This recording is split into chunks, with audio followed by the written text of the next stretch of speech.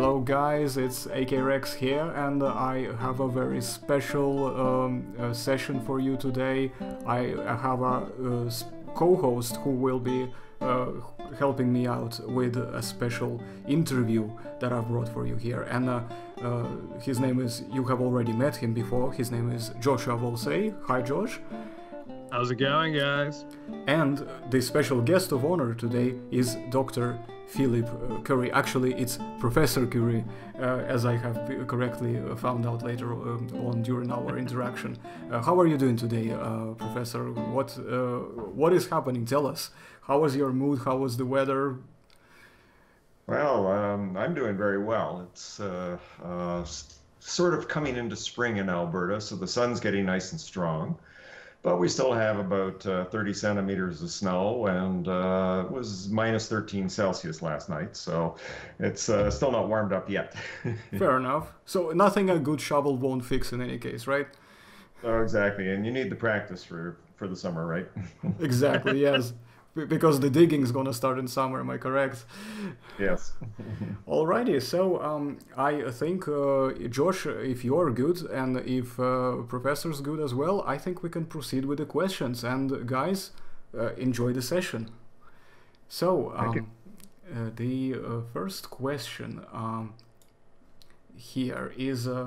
For the audience as well, please introduce yourself, tell us a story about how you became a paleontologist and how you got to where you are right now. Oh, it's kind of a fairy story. I'm not sure everybody will believe it because I was one of those kids who at 6 years old fished a dinosaur out of a cereal box. And that started my journey. And fundamentally, by the time I was 11 years old, I had decided to be a dinosaur paleontologist, thanks to Roy Chapman Andrews, who wrote a book called All About Dinosaurs. And All About Dinosaurs was all about being a paleontologist, and that convinced me the day I read it, that's what I was going to do. And because I was raised in the Toronto area, and Toronto has the Royal Ontario Museum, I had the opportunity to quite frequently actually go to the Royal Ontario Museum and see the dinosaurs. And at some point within the next year or so, I realized that most of the dinosaurs came from Alberta. So by the time I was 12, I decided I was going to be a dinosaur paleontologist in Alberta.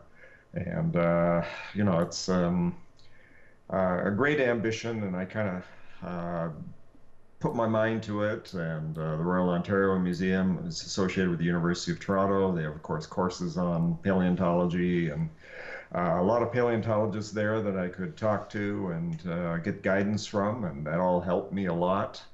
The reality was, though, that I knew that my chances of getting a job weren't very good. There were probably only about 6 people in the entire world at that time that were paid to do research, and everybody else was doing something else. But I decided that I would keep my ambition up and be a paleontologist in Alberta or a biology teacher in Alberta who got to work on dinosaurs now and then, or something like that. And my goal in life was to prolong my schooling as long as possible, because that gave me a chance to publish papers about paleontology. And it gave me a chance to make contacts, and it gave me a chance to wait out some of the people who were still pretty young in positions of paleontology, and so on. And so I wasn't in a hurry. I did my master's degree at McGill University in Montreal, started my PhD, and in the first year of my PhD, I got a call, and they said that there was a job opening in Edmonton, Alberta. And of course, that's exactly where I wanted to be. And they suggested I should apply for it. I applied for it. I was up against people who were much more qualified than I was, so I didn't think I had any chance of getting the job at all. But it was quite a bizarre thing in that I walked in to do the interview, and I thought, damn it, this is my job. This is what I've worked for all these years. And when I walked out of the interview, I was shaking my head saying, who was that guy? I had no idea who I had turned into during the interview. It was probably the most sterling interview I ever did in my life. It was quite amazing, but it really didn't seem like me. And much to my surprise, they offered me the job because although I was up against people with PhDs already, it turned out that I was the only one who really wanted to work on dinosaurs, and I was passionate about it. So 1976, I was hired into the Provincial Museum of Alberta in Edmonton. Within 5 years, we'd filled up all our storage space with dinosaurs. And then they started talking about making a museum or an expansion on the museum. From this came the Royal Tyrrell Museum of Paleontology down in Drumheller. That's where I spent my next 23 years. And 12 years ago, though, I was offered a job at the University of Alberta back in Edmonton again. And I decided that it was time to open up some positions, let people get hired at the Trail Museum to replace me as I started a new program here at the University of Alberta. And so now the Trail's doing well. I think the University of Alberta's doing well, the University of Calgary's doing well, and paleontology in general is doing very well in Alberta. That's very nice to hear, and thank you very much for answering. That's quite a fascinating story. I mean, I'm actually gonna say, well, it's a rather late congratulations on the job. All right, so I will pass the mic over to Josh now, because he's got quite a few questions there to tackle, and I will pick up as we go along as well. So, Josh, microphone over to you. Thank you. So, I mean, this is a question that I just wanted to ask you in light of the story you just told. What was officially the cereal that you dug up your first dinosaur from? Well, it was Rice Krispies. Yes. And, but you have to know that somebody challenged me at some point. They said that they checked it and they found there was no such promotion with Rice Krispies. And then I reminded them that, well, I was in Canada, and it was Kellogg's of Canada who did the promotion. And sure enough, then we found advertisements for it. So it was definitely Rice Krispies. And I know that because I can hardly eat Rice Krispies anymore. I ate so many of them when I was 6 years old. Nice. So, alrighty. It's good to know that Rice Krispies is the one we have to thank for your presence here today. So, yep. Shout out to Rice Krispies. Okay, so now for the real question. Myself and others know that you have a lot of adventures in Mongolia. And you go into detail on one of your expeditions in 2016 in an abstract, Dinosaurs of the Gobi, following in the footsteps of the Polish Mongolian expeditions. Can you summarize for us and our viewers what it's like to be in Mongolia, adventures in Mongolia, key experiences that you've had out in the desert? Sure. Maybe I should start from the beginning, though, in a sense. And the story goes back a long way because I mentioned that Roy Chapman Andrews, who wrote all about dinosaurs, was a major influence on my deciding to be a paleontologist. And of course, Andrews was writing about their expeditions to the Gobi Desert in China and Mongolia. The idea of working in China and Mongolia really didn't come up in my game plan at all because of the fact that I knew that it was politically impossible for a Canadian or an American or anybody else from the West to go there and work. However, of course, these things started to change in the 1980s.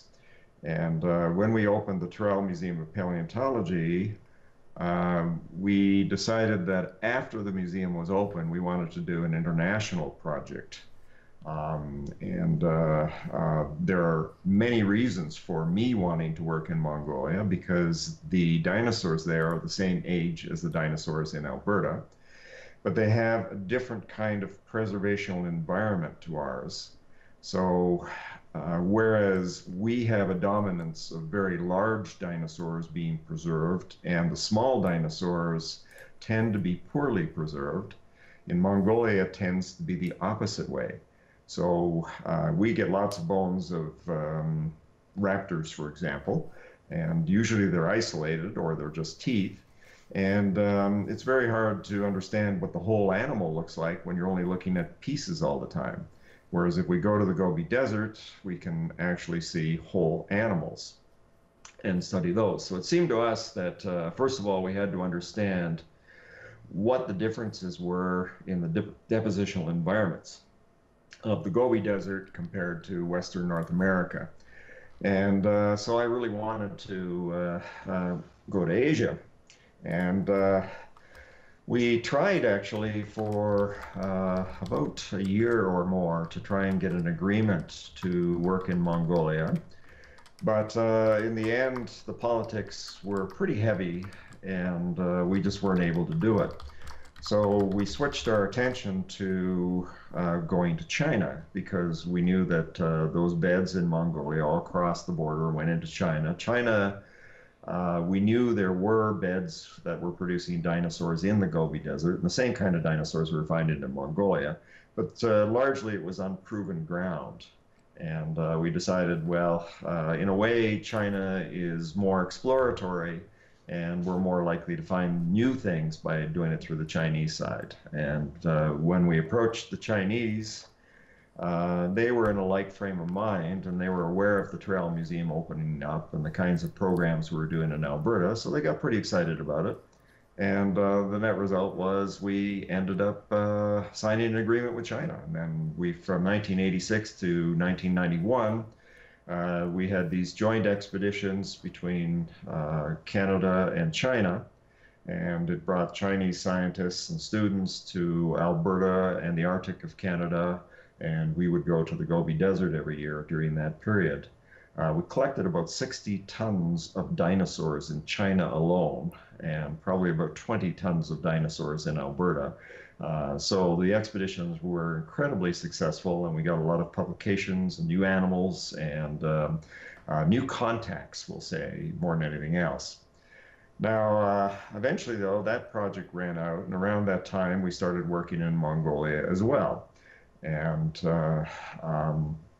fundamentally, 1986 was my first trip to, 1996 was actually my second trip to Mongolia. And we got lucky and right away found a Tarbosaurus. So the options of working in Mongolia seemed pretty good. They were sites that, again, were producing similar kinds of dinosaurs to what we find here in Alberta. And so we repeated that from that time, essentially, right through until today. So we go to Mongolia every year now. We still do some work in China as well. But the Mongolian stuff tends to be a little more cutting edge, because basically the Chinese scientists and institutions have developed very well over the years. And of course, they have a lot of people that are involved in research all across China now. So they don't really need our help or assistance in the same way that in Mongolia they do, where there's relatively few paleontologists and, of course, relatively few people as well.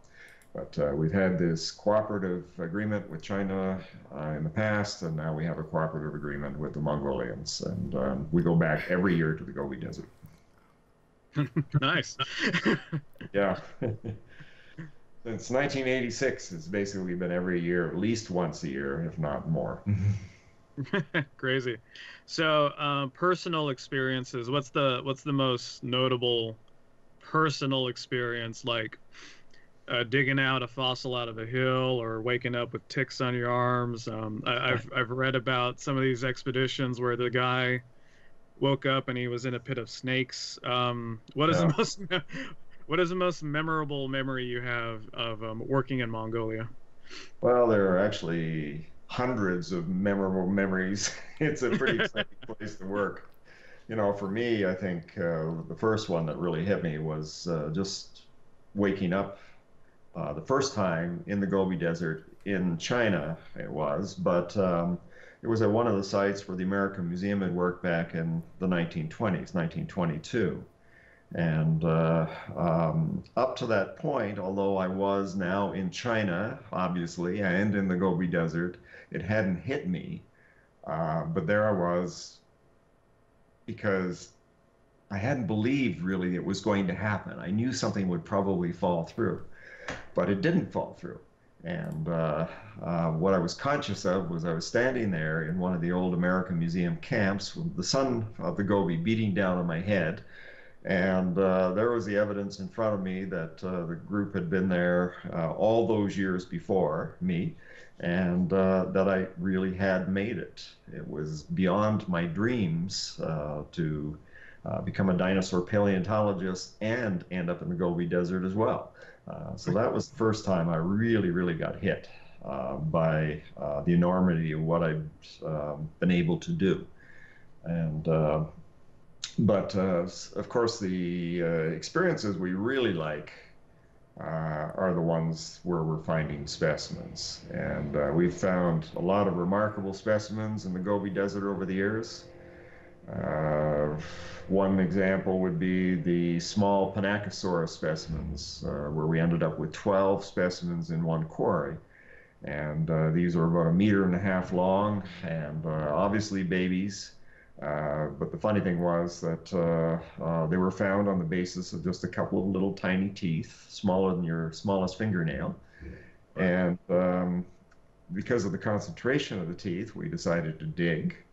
And we found, in pretty short order actually, a skull, a beautiful little skull. And then we followed it along the vertebral column, and then we thought we found the tail club. And this didn't make a lot of sense to me because tail clubs, of course, are dermal structures. They're something that appears only later in life.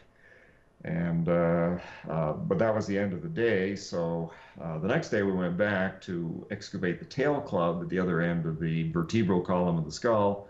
And then we noticed that it wasn't one vertebral column, it was 2 vertebral columns. And we had, in fact, a second skull. And as I said, by the time we finished digging up there, that was 2 summers, we had 12 individuals, and there was still a lot more room for more specimens. So that was super exciting. And when you find a collection of the same species in a quarry like that, then it's usually telling you there's some behavioral reason for those animals being there. And that makes it much more interesting paleontologically. Although even finding baby ankylosaurs was pretty exciting because it gave us information we didn't have before about growth and variation in ankylosaurs.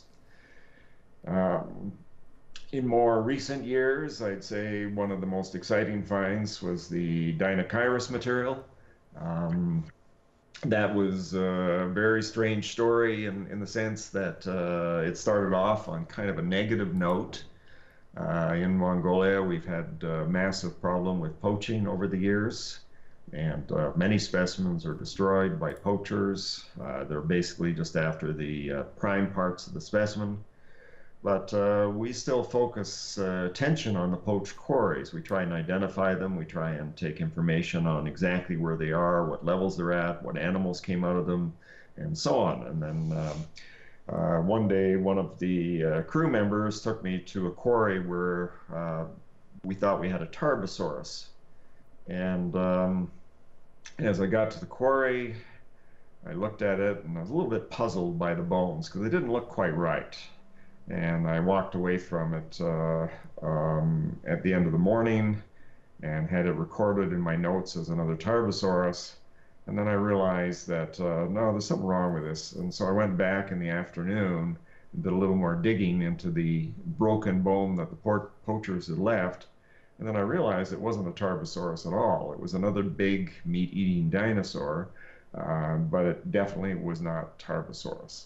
And so we brought a whole crew in, and we picked up all the broken bone. We then excavated into the hillside, and we got most of the main part of the body.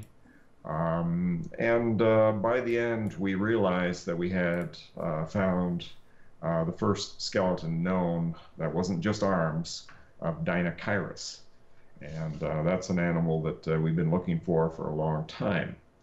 Now, the interesting thing was that the year before, we had found the original quarry where Dinosaurus was found. And I've been looking for that for a while because I wanted to see if the Polish-Mongolian expedition of 1965 had excavated everything, or if in fact they'd left something behind that would give us a clue as to what Dinosaurus really was. And we found the quarry after a couple of years worth of looking, actually. And the word got out that the quarry had been refound.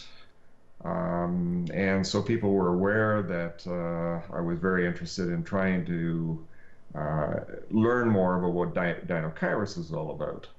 But such was not to be. The Poles had actually done a very good job. We picked up a few scraps of bone, but that was it. And so this new specimen that we found was, of course, pretty exciting to us because although it did not have a skull, it didn't have hands, and it didn't have feet, because the poachers had taken those things and they just left the rest of the skeleton behind. It was still exciting for me because it was giving us information about a dinosaur that we didn't even know the relationships for sure. So that was neat. But in the meantime, because of the fact that we'd found the other quarry, the word got out that I was looking for this stuff, and I was contacted by a friend and colleague from Belgium, Pascal Godefroy, and Pascal mentioned that he had seen in a warehouse in Europe what looked like something that might be Dinosaurus. And he felt that because the hands and the feet didn't make much sense, but the hands made sense in terms of Dinosaurus, because the original specimen of Dinosaurus, as I said, was the arms and hands of that dinosaur. And so he thought I should come over and take a look at it, which I did within a month or so.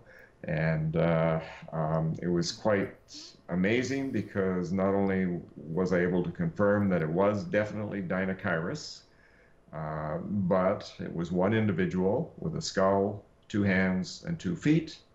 But more than that, we found evidence right away that it was not any Dinosaurus specimen. It was, in fact, the same Dinosaurus specimen that we had dug up in the Gobi Desert. And we actually had bones that were broken in the middle and that we could fit back together. So we knew it was exactly our specimen. And as you may know, Dinosaurus has turned out to be a much stranger animal than we ever could have imagined. It is, in fact, a giant ornithomimid, but it has a skull that looks like a duck-billed dinosaur. It has feet that look like duck-billed dinosaur feet. It's got vertebrae that look like Spinosaurus. It's got arms that look like gigantic arms from a velociraptor or something like that. And it had stomach contents, so we could tell what it was eating, which was probably a combination of plants and fish. So we learned a lot, and that was an incredibly exciting and very, very lucky discovery for us. Wow. Yeah, I think you knocked out 2 of our questions that we had. So you picked up the most exciting things, right? Yeah. So we'll touch up on one of those questions later. But yeah, no, Dinosaurus was definitely on the list of questions to ask. So yeah, that was an amazing story that you guys found the very same specimen that was poached. And not only did you find it, to verify, you were able to piece together the pieces that were left almost perfectly. So that's an amazing. I mean, pat on the back to Pascal for giving you the heads up about that. Exactly. So, alrighty. Arsen, do you want to take the next question? Okay, so that's a really amazing story. I like one of the reasons I personally enjoyed listening to Professor Currie previously, because obviously I've seen some of the programs where you were interviewed, and I've seen some of the other interviews. Is that you are really I love listening to your stories. Basically, you're one of those speakers that are very pleasant to listen to. Just thought I'd say that before I actually jump into my question itself. Thank you. You're welcome. In any case, my question is, in your 2014 book called Dino Gangs, which I actually have a copy of in my shelves. I can't reach it right now to show you over the cam, but the image of it will be right here for you viewers on the screen. So in the book, you go over the concepts of Tyrannosaur Intelligence, for T-Batar specifically. And what I wanted to know is how smart or intelligent were tyrannosaurs in Mongolia, and does this data in any way translate to tyrannosaurs across the to like Albertosaurus, Daspletosaurus, or even the Tyrannosaurus Rex itself? Yeah, of course, the concept of being smart is a little bit of a false notion in a sense, because of course smart means different things to different scientists, to different people, and all the rest of it. But the bottom line is that we can look at brain size and we can see from brain size whether or not an animal is likely to be smart. Now, smart, what does smart mean? And of course we have our own definition, and that's what we as humans can do, and we, to a large extent, are considering that smart really is a human thing, and that, you know, with the exception of maybe dolphins and parrots and a few other animals, that that kind of intelligence just doesn't exist in most animals. But brain size is not the only thing, of course, that makes an animal smart. It's how you partition your brain, it's how you use your brain. There's a lot of factors involved in this. What we can tell with tyrannosaurs is that by the late Cretaceous, tyrannosaurs had relatively large brains. And we have different ways that we can measure brain size. But it's all tied into body weight or body size. So the bigger you get, really doesn't mean you get a proportionally bigger brain. You don't. You get a proportionally smaller brain. So in spite of the fact that you can look at a Tyrannosaurus Rex brain and you can see that it's maybe the size of two of your fists put together, you probably think, well, next to my brain, for an animal that weighs 6 tons or more, that's not a very big brain. However, you have to remember that as you get bigger, it doesn't mean you necessarily have a more complex system to run with your brain, and that you don't have more complex thoughts, so you don't really need a bigger brain. So your brain size tends to become relatively smaller as you get bigger compared to your body size. So that's one factor in this.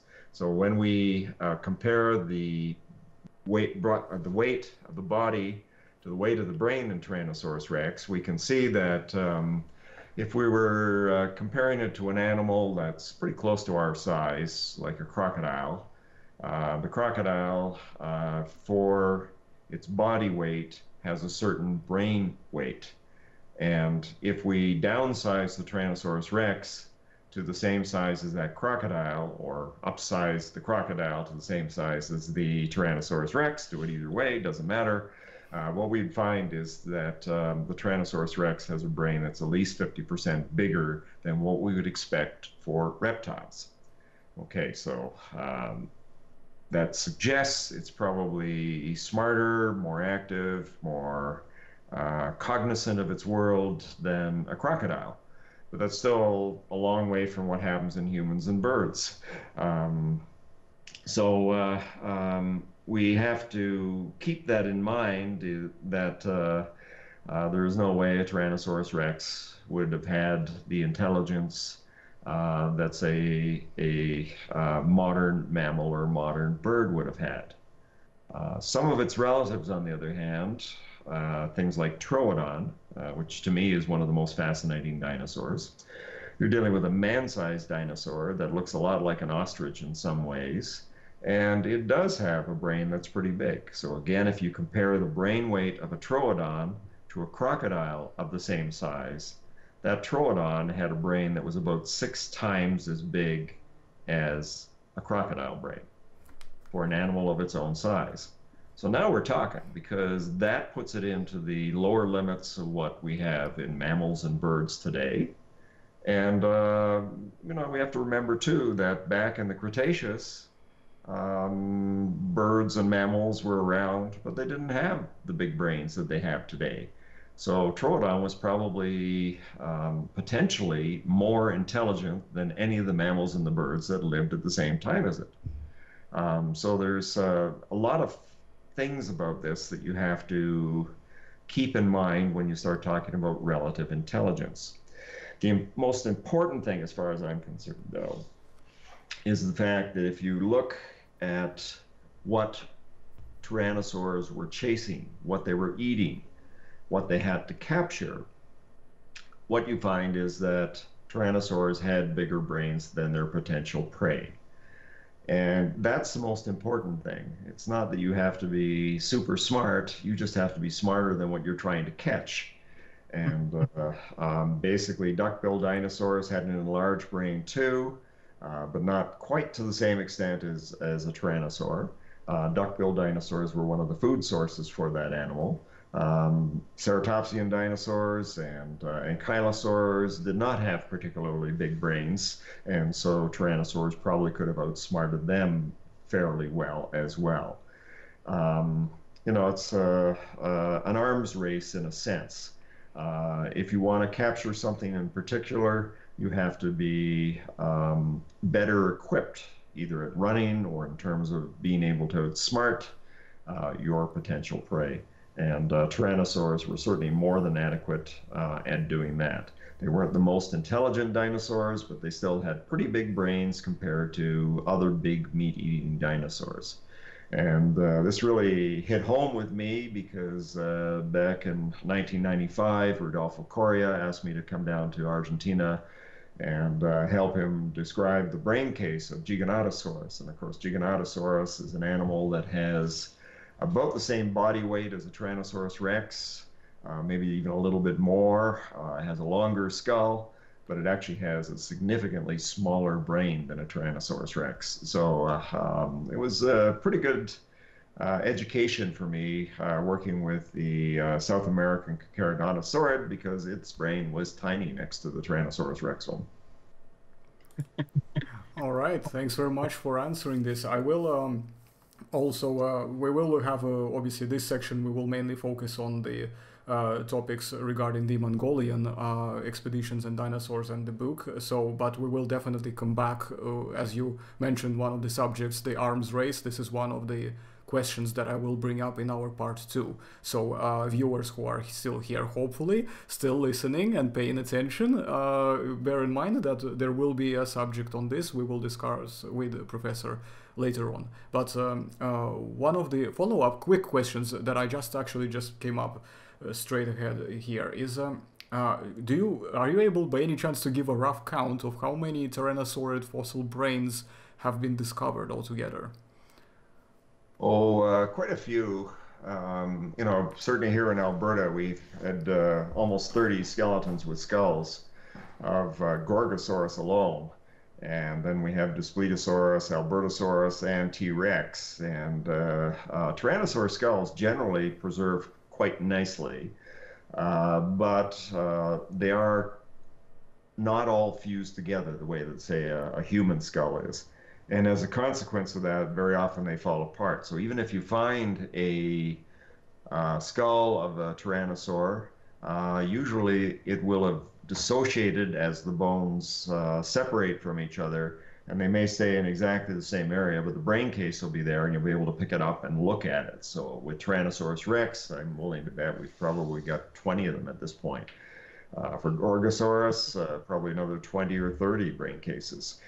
So we have a lot of material we can work on. Tarbosaurus, even more. There are a lot of Tarbosaurus brain cases out there. So we can do a lot in terms of trying to understand the amount of diversity in these brain cases and look at changes in the brain case as they grow older. There are things that do change because they become more pneumatic as they get bigger. And as the skull changes its orientation, the skull itself is modified so that it's held in a slightly different way to help with the animal's balance, for example. So we used to think that brain cases were not very good for information, because if you had a brain case, the brain case was a brain case, and that was it. It didn't look all that different between, say, an Allosaurus and a Tyrannosaurus Rex. But as we've become more sophisticated in our studies, then we can learn an awful lot more than we used to be able to, and we're finding that there's a lot of things we don't know. And so we're going back and restudying these things all the time. Absolutely amazing. You really nailed this, and you just really gave me so much to think about when we obviously, once we go out of this session, because I didn't realize how many of these things were actually just out there available, like, because it hasn't been brought up all that often. Everybody always likes to talk about, you know, things like, did it have feathers? Did it have scales? You know, it's all I'm getting on my channel. And for once, I wanted somebody to actually ask me a meaningful question about how many brains have we found, you know, of these dinosaurs. Nobody, I think maybe one person, I could be lying, maybe one person has asked me that question. But I thought I would bring that up here and obviously give it the attention that it deserves. So thank you very much once again for answering. Josh, would you like to take the mantle and lead through with your next question, please? Yeah, no, just a comment real fast. Yeah, that number blows me away, that just between two species you named, we have like over 40 brain cases. Like, did I do that math correctly? Definitely over 40. Oh, man. That just astounds me. So, wow. So, okay, yeah, diving into the next question. And it actually delves into a little bit about Tyrannosaur Intelligence.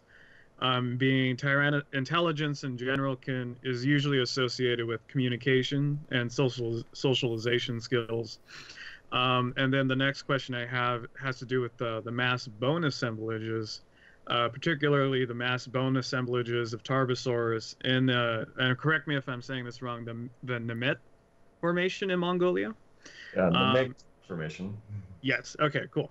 And if you're Chinese, it'd be Nemegt 2. Oh, wow. Definitely not Chinese. So I will not even attempt to say that.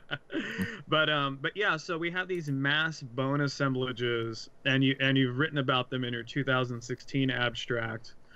And then on top of that, we have other bone assemblages that you mentioned in 2010 abstract for Albertosaurus in the Horseshoe Formation. So it's a two-part question. One, why are we seeing such large bone assemblages of Tarbosaurus in this ecosystem when you have such a big predator that demands a lot of food, yet it's the top organism in this ecosystem? And then the second part of that question is these bone assemblages that we're finding with Albertosaurus, Tarbosaurus, and then even I think we even have trackways now that were noted by McCrae in his 2014 abstract. Does that further solidify a socialization in Tyrannosaurs, just because they are showing more social evidence toward being social and communicating?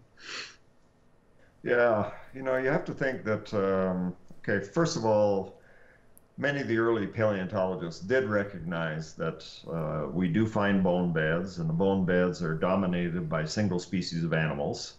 And so as early as probably the 1920s, people started talking already about the possibility of these animals being herding animals. But it wasn't taken very serious by most paleontologists, and certainly not by the general public, who weren't even aware of these kind of sites, until probably the 1970s, when the dinosaur renaissance started. And we started looking at what evidence there was to, in fact, tell us something about the biology of these animals. And John Ostrom, for example, did a very eloquent paper about trackway sites where we could see single species of animals moving en masse in the same locality, in the same direction, at roughly the same time. And even some carnivores suggesting, in fact, that carnivores may have traveled in packs. There were certainly the Allosaurus bone beds were known at that time. And to some people, at least, that suggests that possibly Allosaur were in fact gregarious at times, that they might have joined together in groups. But things like the Cleveland Lloyd Quarry, it's fairly complex and there's a lot of things going on there. So it wasn't a big idea at the time. But in the 1970s, we started working on bone beds of ceratopsians in Alberta, and then Jack Horner was doing the same thing with hadrosaurs down in Montana. And we realized that the evidence was pretty strong that these animals were dying en masse at the same time in the same places. And we're talking about a lot of animals. I mean, I had a herd of Centrosaurus, which had about 70 individuals in it. Jack, on the other hand, had a herd of Maiasaurs that was probably up in the realm of 10,000 or more animals. So these are staggering figures. And when you compare that to, of course, the herds of today, it's more or less equivalent. I mean, herds of bison carpeted the prairies back in the 1800s, and they were thousands or millions of animals in the same herds. Herds of caribou today can be 100,000 plus strong. Herds of wildebeest in Africa, of course, are well known, and zebras and everything else. So the idea that dinosaurs might herd sort of fit the model of what's going on today. It sort of fits some old ideas that had been proposed more than a century ago, and seemed like a logical thing to do for me. But to most people, of course, in the public, and scientists tend to be a little bit like the public in the sense that we're skeptics. And any new idea that's presented, or any idea that's radically different than what we believe ourselves or what we were raised with, we're going to fight against it. So as we found more ceratopsian bone beds and more hadrosaur bone beds, I think the evidence started becoming overwhelming by the late 80s and the early 1990s. And I think most people had gradually gone through the idea that maybe plant-eating dinosaurs were in fact animals that could collect into herds, and why not? But in 1996, we went through several revolutions all at once. And one was feathered dinosaurs were discovered. And when I was in the American Museum of Natural History, actually talking about the first feathered dinosaurs from China, I went through the collections of the American Museum and for the first time saw some material that Barnum Brown had collected in 1910 in Alberta. And I'd always heard about this because Brown had mentioned it in one of his popular articles. And the popular article basically said that they found one site in the Badlands that was dominated by Albertosaurus. And when you're out here looking for dinosaurs, you know, you have to look pretty hard to find a Tyrannosaur. I mean, basically, they only make up 1 out of 20 of the large dinosaurs. The other 19 are all herbivores. And that's the kind of ratio we would expect for a warm-blooded animal, so a lot of people have put a lot of attention on that. But when I went through the American Museum collections, I realized that Brown had collected parts of 9 skeletons of Albertosaurus from the same place in Alberta back in 1910. So suddenly, this took on a whole new interest because we'd never had evidence up to that point that I knew of suggesting that tyrannosaurs may have been packing animals. And yet, in a way, it made sense because if you've got herds of plant-eating animals, dinosaurs, moving in herds of thousands and thousands of animals, it makes sense that the predators are in fact going to respond to the behavior of the herbivores by developing similar patterns of their own. Again, it comes up to the arms race. If the herbivores are moving in groups of thousands of animals as a way to protect themselves as they move from one region to another, the carnivores aren't going to eat unless the herbivores just happen to die and then they've got a lot of food available to them. Or if they find a way to break up those herds so they can get enough food out of the herds that they can feed themselves. And so if you think of a modern ecosystem, A place like the African Veld, very open country. You have big herds of plant-eating animals, whether it's wildebeest or zebra or any number of antelope and so on. The carnivores responded by packing and developing very sophisticated behaviors so that they can get access to those groups of animals.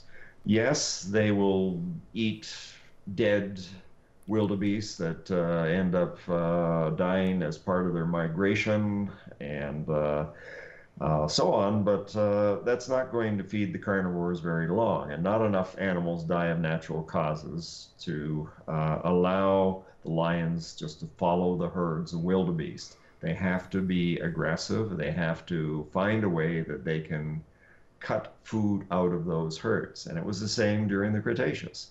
If there were herds of anything up to 100,000 individuals and of duck-billed dinosaurs in a herd or ceratopsian dinosaurs, the carnivores are going to starve unless they're able to do something about it. And so it made sense to me that when Brown found 9 individuals in one group, that probably we were looking at the first evidence that tyrannosaurs, in fact, were socializing, at least at certain times of the year, to break up these herds so that they could eat. And so I got pretty excited about it and decided we were going to try and find Brown's site. We went into the archives of the American Museum. Brown didn't do very good field notes. He never did write a paper on what he found. But I think it was very obvious from what was collected by Brown and in the collections of the American Museum of Natural History, Brown knew what he had. He knew what he'd found. But he was finding so many dinosaurs at that time, he never got around to writing a paper on it. He had lots of other papers instead. So he left this as a mystery for us. And eventually we got his letters and so on, and a couple of photographs. Went back to the Badlands of Alberta. We floated down the Red Deer River until we found the right area, and as luck would have it, one of the photographs showed a very distinctive combination of certain kinds of badlands and plants that was very recognizable. And it was in his photograph of 1910, and it's almost identical today. Now more than 100 years later. And with that photograph, I was able to re-find where Brown had worked. I had surmised that Brown had not excavated the whole bone bed. I assumed that he had just excavated enough of it to tell the story that he never did tell. But when we re-found the bone bed, there was Albertosaurus bones everywhere. And we opened up the bone bed again, and we quarried there for another 13 years.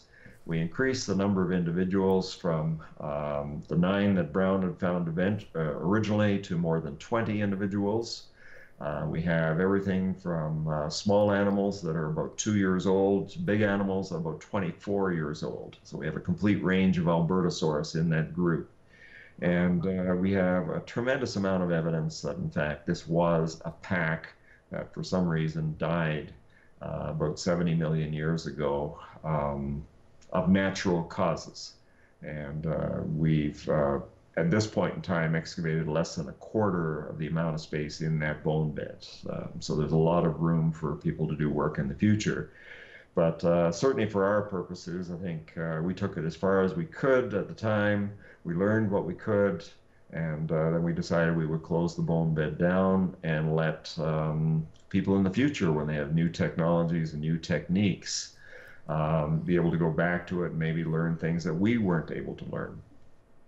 In Mongolia, that's a different game altogether. It's a fascinating one.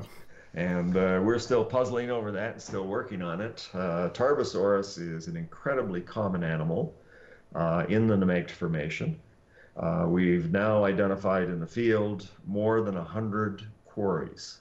So we can go to 100 quarries where we know Tarbosaurus skeletons have either been collected in the past, have been poached, or are still there for us to dig up. So it's a huge census of material. Tarbosaurus makes up about 40% of all big dinosaurs found in the Nemegt Formation. And it doesn't make any sense at all. And many of these Tarbosaurs are found at the same level. Many of the Tarbosaurs are, in fact, within a few meters of each other, and some of them are, in fact, touching each other. So there is some evidence there that the same kind of thing might be going on as in Alberta with Albertosaurus. But it's a little harder one to prove, and we've been doing a lot of work with the sedimentology and the stratigraphy in the Namek Formation, trying to work out exactly what's going on. One of the most interesting aspects of this, though, is the study of footprints in Mongolia. And now footprints, of course, are very good for understanding biology of animals anyway, because when you look at a dinosaur trackway and what it's associated with, you can see what the dinosaur was doing when it was still alive.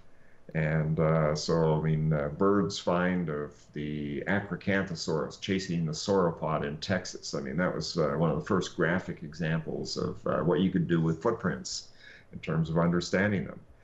The Tyrannosaur footprints found in northern British Columbia by Rich McCrae. It's another example where we have 2 or 3 individuals moving side by side, and presumably they walked across the mud at exactly the same time. They were hunting together.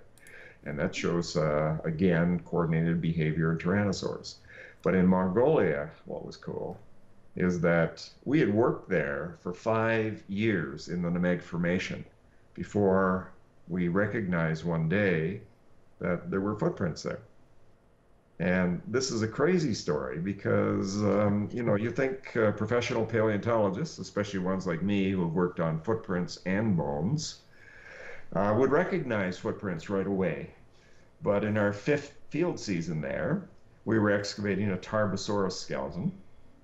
And I noticed that everything was at one level on the skeleton except the front part of the skull. And the front part of the skull had been pushed about ½ a meter deeper into the mud of the Cretaceous. And I couldn't figure that out for a while. I was trying to figure out how the heck you can do that. I assumed trampling was one way of doing it. But then as we extended the quarry sideways, then I suddenly found a whole bunch of duck-billed dinosaur footprints. And they were very obvious. 3-toed tracks, deep depressions. There was no question that the Tyrannosaur face was pushed into the mud because a duckbill had stepped on his face after it was dead, mind you. But in a way, he got revenge. And fundamentally, the switch had been turned on. And I recognized that there were footprints there. I'd never seen the footprints before. 5 years, never seen a footprint. And we walked down to camp for lunch that day because the camp was only about 100 meters away from that quarry. And on the way down to camp, found beautifully preserved footprints all over the place, including right behind my tent. And then we went over to one of the other quarries in the afternoon. We found that the ornithomimid we were excavating was, in fact, a skeleton that was sitting right inside a duck-billed dinosaur footprint. So it had washed into the footprint after the duck-billed dinosaur had made the footprint and moved on. And to get to that quarry, we had to walk onto either side of the another duck-billed dinosaur footprint, again beautifully preserved, and we had never noticed it. We've been walking by it every single day and looking right at it. We had not noticed it. But our search image was for bones. And when you're searching for bones, sometimes you ignore everything else because you're focused so much on finding the bones and the color and the textures and everything else. And so you miss the footprints unless there's a reason for you to do it. For me, it was finding the footprint in the Tarbosaurus quarry that turned the switch on. But there are thousands or millions of footprints at the Namek site. We weren't the only ones to miss it. The site had been found first by the Russians. The Russians didn't see it. It had been worked by the Mongolians and the Poles, and they didn't see the footprints. In fact, they did see the footprints. The Poles saw the footprints, and they thought they were what's called load casts, sedimentary structures. Although some of these footprints are so beautifully preserved that they have skin impressions all over the bottom of them. And there are layers of footprints there that go for a kilometer or more with one footprint every meter. That's how many there are. And as I said, they're beautifully preserved with skin impressions on them. Now, why this is relevant is because we get layers of footprints, we get layers of bones and skeletons in the Nemegt Formation. We get another layer of footprints, then we get more bones and another footprint. There's different kinds of depositional environments, so usually you don't get bones and footprints at exactly the same layer. But what we find is where we have skeletons, there's no question, Tarbosaurus is the dominant animal. As I said, at least 40% of what we find in those bone layers is Tarbosaurus. It doesn't make any sense. What we know in Alberta and other sites around the world is that carnivores normally make up only about 5% of the fauna. So what's going on at Nemegt? It's really screwy. However, when you look at the footprint levels, you get a very different story, because Tarbosaurus footprints are there, duck-billed dinosaur footprints are there, sauropod footprints are there, and so on and so on. But Tarbosaurus in the footprints makes up 5% of the fauna, more or less what we would expect. So what it's telling us is there's something about the depositional environment where the Tarbosaurus skeletons are being found that for some reason favors the preservation of Tarbosaurus skeletons above everything else. Now, there's a lot of explanations you come up with. Coming up with proof is another matter. One idea is that maybe the Tarbosaurs are moving through that area at one time a year when, of course, maybe you're having torrential rainfalls and these animals are drowning and getting buried in greater abundance than the sauropods and the ankylosaurs and the duck-billed dinosaurs and so on. That's one possible explanation. Another idea that occurred after we went to Indonesia and watched Komodo dragons eating and feeding and hunting is that maybe tyrannosaurs were just such effective animals at eating food that they weren't leaving much evidence. So that the number of duck-billed dinosaurs and sauropods were being reduced because of the fact that there was no evidence left because the Tarbosaurs were eating them completely, bones and all. And we know Tyrannosaurus had absolutely awesome jaws that allowed them to bite right through bones and destroy things completely. But that's just a couple of ideas. We really don't have proof at this stage. It's one reason we keep going back to Mongolia and looking at the beds in different ways and taking different kinds of scientists with us to collect different kinds of data and so on. And we'll keep doing that as long as we can. And I hope eventually we can answer it. But what I would say is that most sites in the world, including the Badlands in Alberta, they're telling us loud and clear, Tarbosaurs were normal carnivores. They normally would make up 5% or thereabouts of the fauna. 95% of the animals were big herbivores, hadrosaurs, duck-billed dinosaurs, ankylosaurs, and so on. And what's going on in Mongolia is unusual, but it's some kind of taphonomic bias. And the fact that there are so many Tarbosaurus skeletons there is not because there were that many there in proportion to the number of herbivores back in the Cretaceous. It just means that for some reason, these Tarbosaurs are being preserved disproportionately in disproportionately high numbers. And so it's one of the mysteries we're hoping to solve at some point. Wow, yeah, no, that sounds absolutely incredible. And then just to clarify, because most people would argue, as you brought up, most bone assemblages happen because of a geological event, so a flood or an earthquake. But you're seeing very clear data to go opposite that in terms of you're seeing one sedimentary layer with these footprints, impressions, and then the skeletal data, and then another layer with more footprints and more skeletal data. So you're getting the evidence to say that, no, this isn't a one-time event, it's a reoccurring event that happened during the Cretaceous, right? Exactly. Wow. Okay, cool. So I guess all my questions and Arson's questions on intelligence boils down to one question. If I stood still, would a Tyrannosaurus be able to see me? you'd be gone in a second. Awesome. And especially with Tyrannosaurus Rex, because that animal, it's so sophisticated as a carnivore. I mean, it had eyes that face forward. It has binocular vision. It had a good sense of smell, good sense of hearing. It would find you in a millisecond. Be gone. Okay, so no amount of flares would be able to save me. That's what you're telling me. Exactly. All right, cool. So, all right, Arsen, I'll swing the mic back to you. Yeah, thanks very much. And well, I mean, I'm certainly happy to hear about the fact that we just basically debunked one of the famous, rather silly but still myths about if you stand still, it won't see you kind of stuff. So that was a very nice throw there. I really enjoyed that, actually. It's one of those things that I thoroughly enjoy doing on the channel, is just like doing things like, you know, reviewing different creatures, specifically paleontologically related creatures from different sources of media for my viewers. And if they are very accurately and nicely presented, to a high degree, of course, I give very good reviews, based obviously on the available, you know, paperwork and published material that I can find. And if they're really badly done, then, well, you can expect a full-on rant, obviously. So, but yes, thank you. It's just like a slight sidetrack here, just to express how much I enjoyed listening to that part in particular.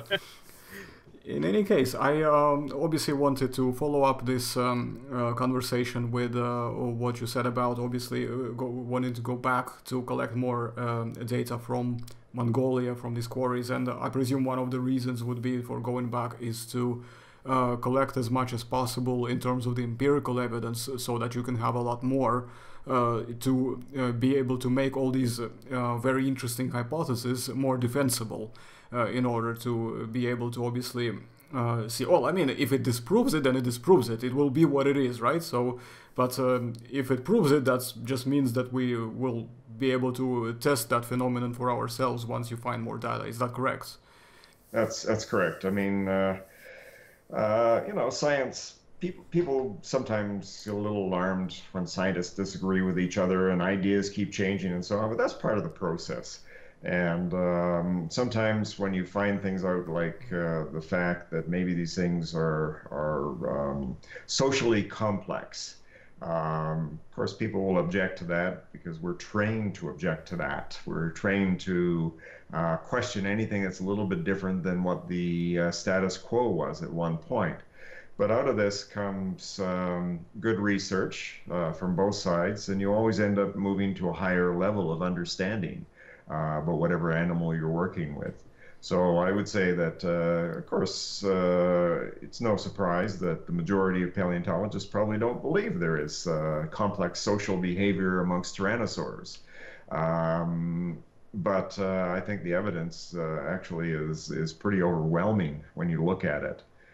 You know, we have it from so many different directions and so many different ways of showing the same thing, and everything adds up to the same way. That these animals were able to, at least at certain times of the years, hunt socially and work together socially. But it's true with any scientific theory. You do have to go out and prove it. You have to look for more evidence, and if my opponents go out and they go to the same place and they do work there and they find some evidence against it and find some way to understand this better, as far as I'm concerned, that's great. We've moved ahead. I don't care about being right or wrong. What I care about is that we don't close the case on it and make assumptions that we have no evidence for. We don't have time machines. We can't go back in time and observe these animals, but progressively there are more and more and more ways to understand things as complex as behavior or physiology in dinosaurs. And when we use those tools, we're getting a lot of surprises. Sure, that makes absolute sense. I mean, from what I understood, if I heard you correctly, is that as long as basically we don't have any particular empirical evidence that breaks the consistency that's been established so far, technically the debate is quote-unquote settled until more evidence shows up and directly challenges it. So, correct. Okay, in that case, I've also, if you don't mind, Josh, I'll just quickly follow through with this question, which I have. It's probably my last one from this first installment of this session.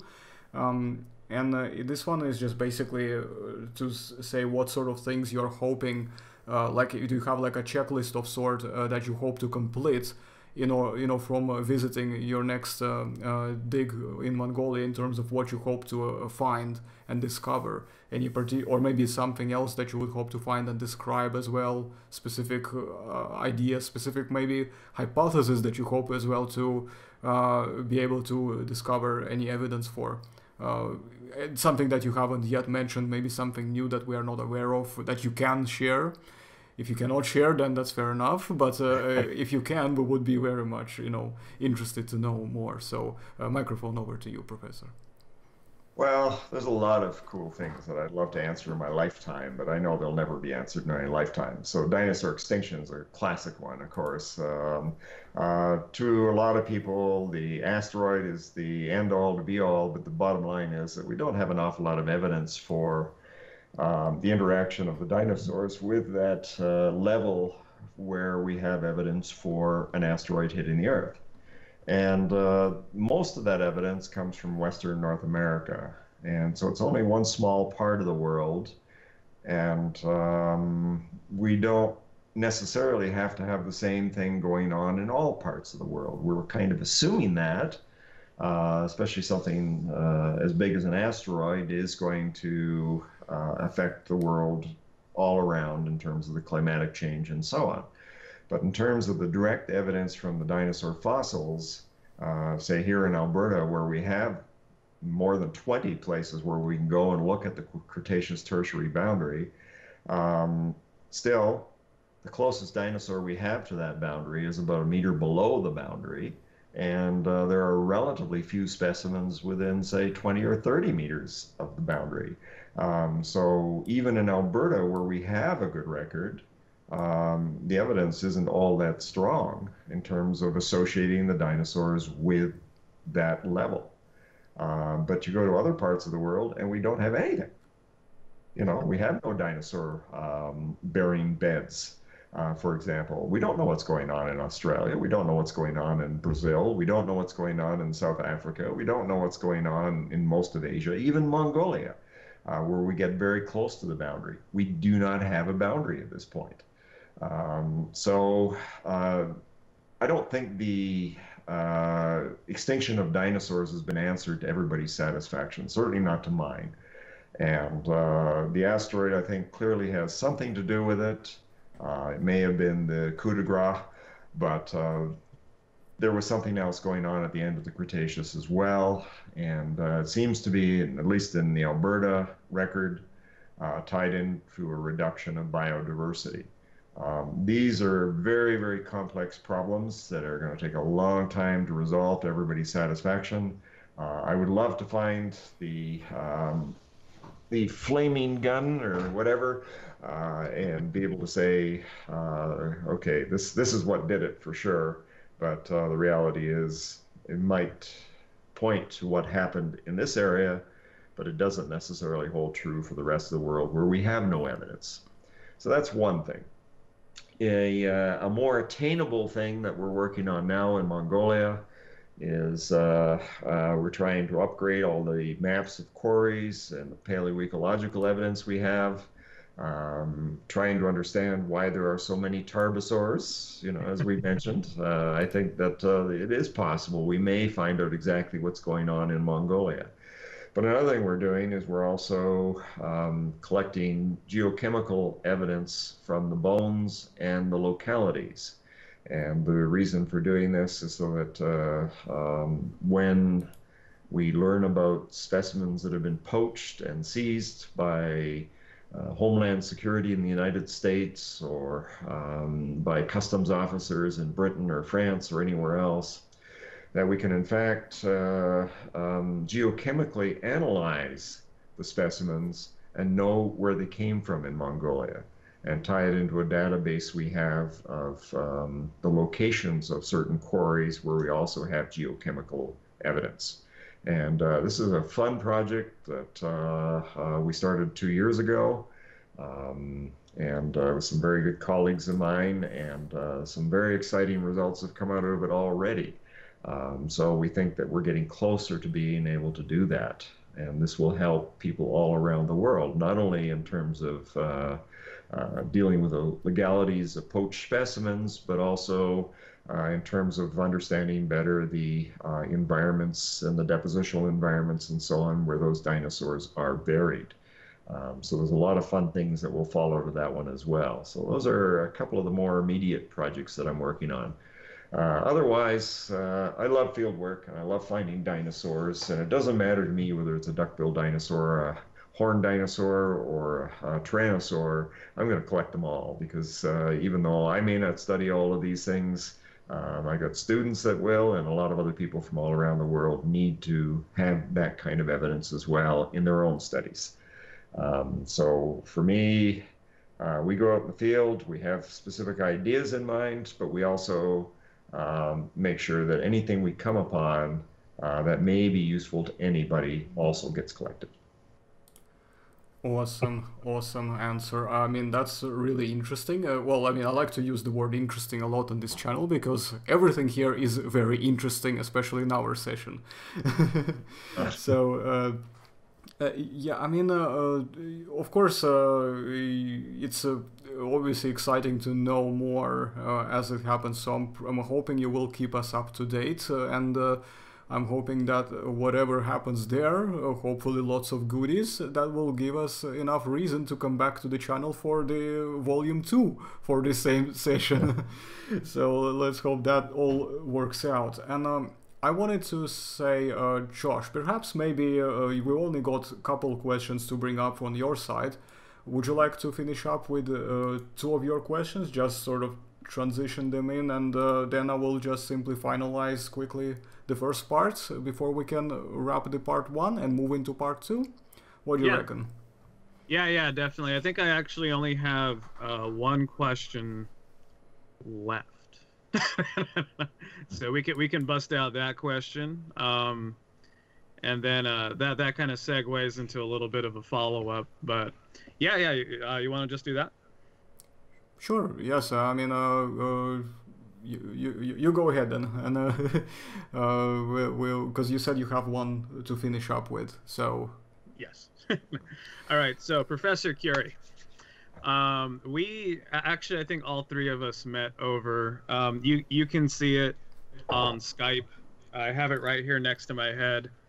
This beautiful piece of Tarbosaurus skin that's featured in your book, Dino Gang. So I wanted to thank you really fast publicly for your intel and verifying for us what that skin was, because for the longest time we were under the impression that it was 2 separate skins, and then you clarified that it was from the 2003 abstract that you did on Tarbosaurus skin.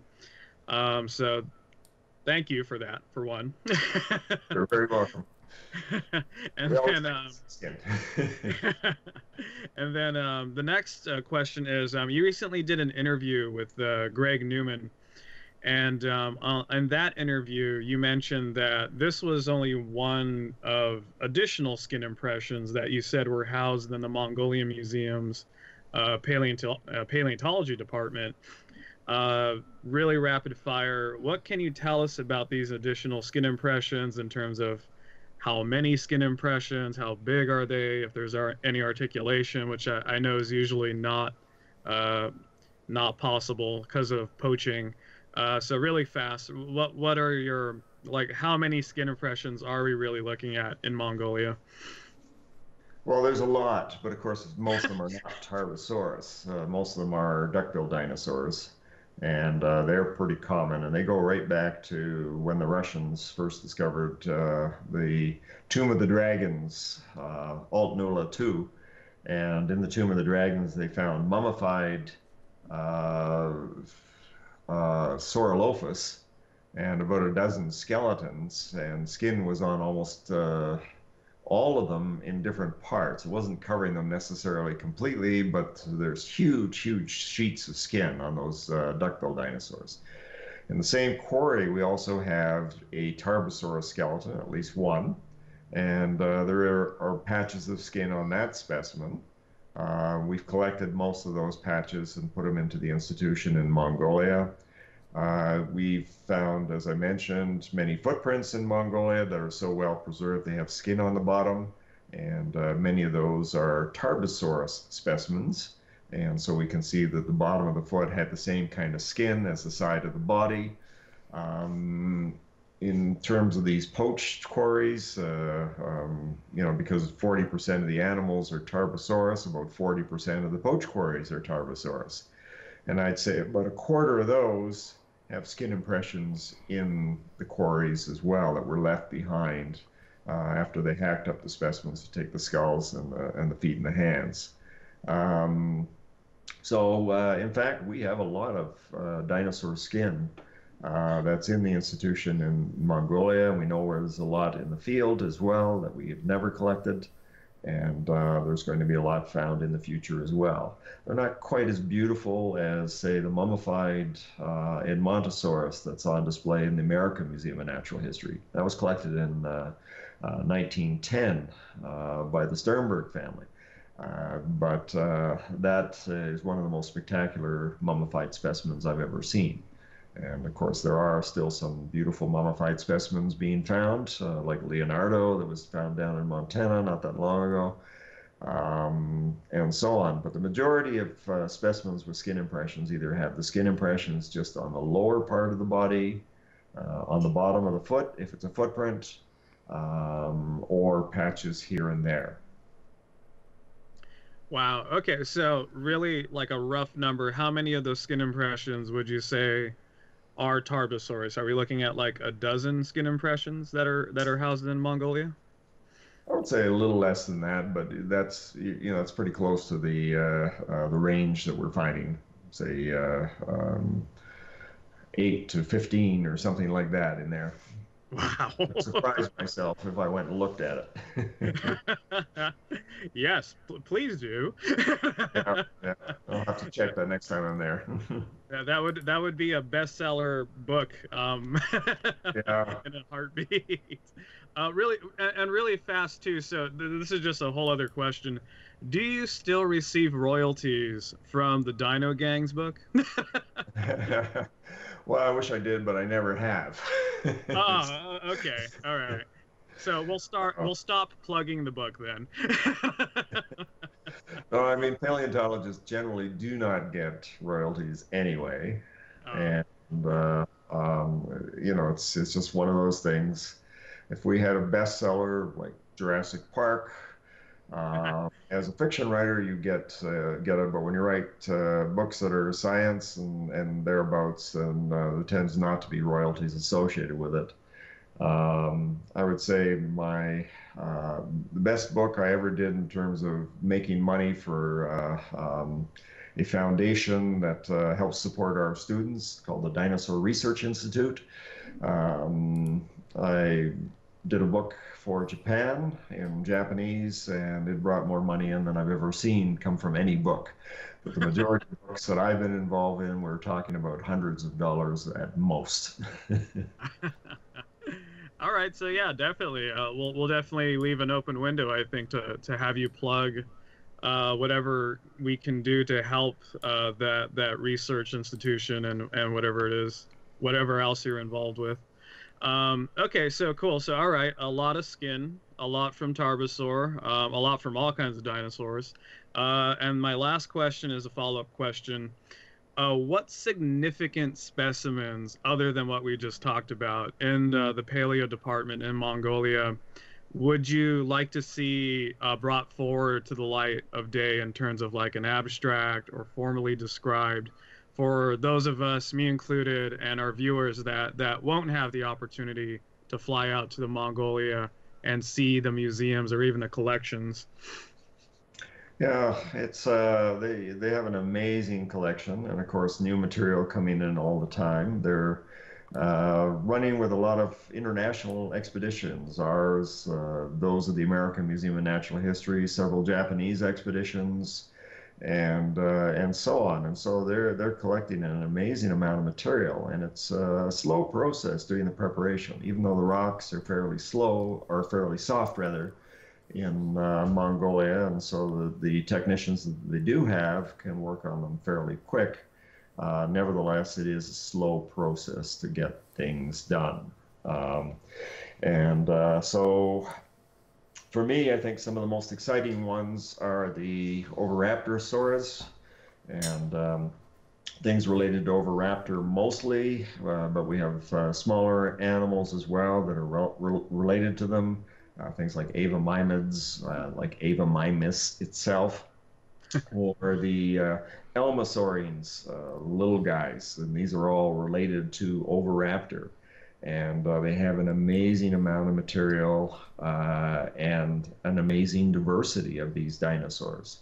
And so as far as I'm concerned, they can't prepare enough of these fast enough for all of the information that we're going to get in the next few years about the distribution of Oviraptorosaurs through the various Mongolian sites and localities and time periods that are represented. They're really cool little dinosaurs. Awesome. Yeah, no, definitely. It sounds like the next few years are going to be very exciting, seeing what's going to come out of there. So that's it for me. Arson, I'll swing the mic back to you. Yeah, I can already predict lots of excitement, and especially like you know, once the news gonna start popping up, you know, the group chat is just gonna start exploding on Facebook. So yeah, so awesome. In any case, I've got through all of my side of the questions as well for the first part. So we will probably wrap this one up as the first part and take a quick break, and we will be back in part 2. So those of you who are watching this, please stick around for the part 2 of this session, which will be out a couple days prior to editing and all of the other lovely jubbly processes.